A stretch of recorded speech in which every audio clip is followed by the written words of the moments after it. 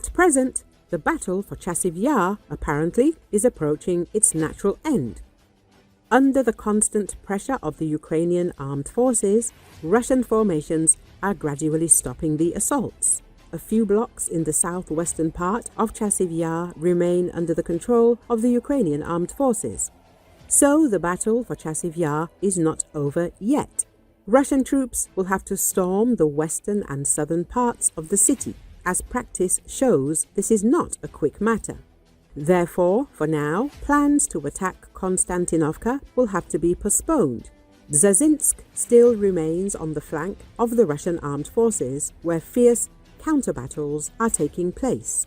Trying to hold their positions in Chasiv Yar, the Ukrainian Armed Forces Command is transferring additional reserves to this section of the combat contact line. At the same time, the delay in the Russian armed forces offensive in Chasiv Yar and Dzhazinsk allows Ukraine to build up its group in the Pokrovsk area. Meanwhile, judging by the situation developing on the left flank of the Pokrovsk direction as a result of the transfer of combat-ready reserves of the Ukrainian armed forces to this area, and in general to the area of the Pokrovsk-Mirnograd agglomeration, the conclusion suggests itself at the very least that Ukraine is trying, at the very least, to eliminate Russian advances to Novotroitskoy. At the same time, it is obvious that Ukraine is actively preparing for the spring-summer campaign, most likely hoping to stop the advance of the Russian armed forces into the Dnipropetrovsk region. Viktor Tregobov, spokesperson for Ukraine's Khortytsia operational strategic grouping, described the situation on this section of the front as follows. Toretsk and Chasiv Yar are a long and grueling kind of hell. Urban battles have dragged on for months in both cities, nearly a year in Chasiv Yar's case. It's a daily horror, but these cities are holding on. Meanwhile, Russian State Duma Deputy Viktor Vodolatsky, who is under sanctions from the EU, the US, and several other countries for supporting Russia's invasion of Ukraine, claimed that as of early March, the battles in Chasiv Yar are no longer just for every residential building, but for every entrance and every floor.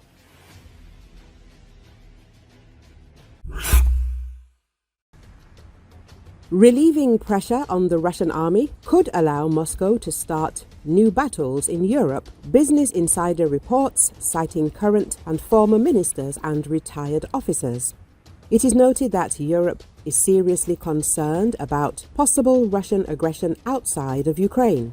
Defense expert and former commander of the UK's chemical, biological, radiological and nuclear forces, Hamish de Breton-Gordon, has warned that the Russian war machine is currently in overdrive.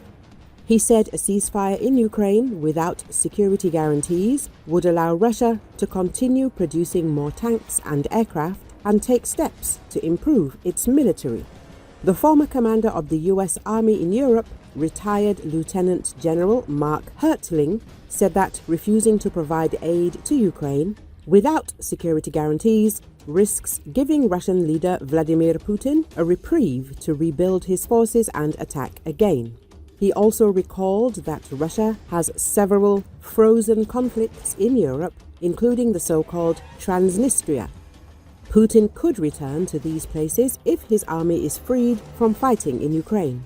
Let us recall that recently, French President Emmanuel Macron stated that Putin will definitely go to Moldova and possibly further to Romania if he is not stopped. He warned that Russia posed a serious existential threat to Europe.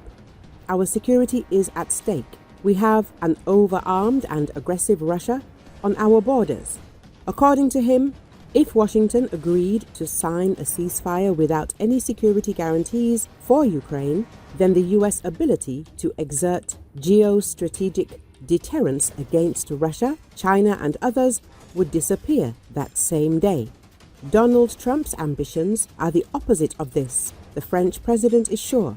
He is convinced that the United States has no choice but to resume dialogue with Ukraine. The obvious destiny of the Americans is to be on the side of the Ukrainians I have no doubt about this. What the United States has done over the past 3 years is entirely consistent with its diplomatic and military traditions. I want to make it clear to the Americans that disengagement from Ukraine is not in their interests, he said. Macron also emphasized that everyone agrees to make peace, but there can be no just and lasting peace if Ukraine is abandoned to its fate. Australia has now joined the UK, France, Canada, Switzerland and Turkey. The country's Prime Minister Anthony Albanese said his government would consider sending peacekeepers to Ukraine if a request was made, ABC reports. Why is this important? Military and diplomatic support for Ukraine is reaching a new level. Now, several countries with powerful armies are ready to participate in guaranteeing security after the end of hostilities. Albanese stressed that the issue of a possible deployment of peacekeeping forces is already under discussion. He also recalled that Australia has provided military aid to Ukraine worth $1.4 billion and continues to play an important role in supporting the Ukrainians' fight against the Russian invasion. The Prime Minister said Canberra was interested in establishing a lasting peace, but also wanted to ensure that Russia's illegal and immoral aggression was not repeated. Earlier, Canadian Prime Minister Justin Trudeau said that his government was considering the possibility of deploying Canadian troops to Ukraine after a peace agreement was concluded. He stressed that Canada had been actively supporting Ukraine from the very beginning of the war, including training Ukrainian troops. Earlier, Great Britain, France, Canada and Turkey declared their readiness to participate in the peacekeeping mission. Now, Australia has joined them. In addition, this issue is being discussed in NATO countries, including Italy and Switzerland. The actual dispatch of peacekeepers is possible only after the cessation of hostilities and the signing of a peace agreement, but it is already becoming clear that Ukraine will not be left without support, even after the war. Australia has said it is ready to consider the participation of its troops in a peacekeeping mission in Ukraine if a request is received. The UK, France, Canada, Turkey and Australia can play a key role in ensuring Ukraine's security. Another European country is ready to send peacekeepers to Ukraine, Switzerland. According to Reuters, the head of the Swiss Armed Forces, Thomas Suessli, said that Switzerland is ready to consider the possibility of sending its troops as part of a future peacekeeping mission in Ukraine if a corresponding request is received and the country's government and parliament give their consent. We could send around 200 soldiers for a period of 9 to 12 months, Suessli told Sonntagsblick.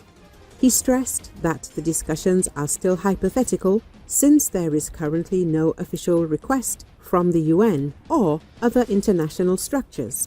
There is no peace yet, and the UN has not asked for it. He added,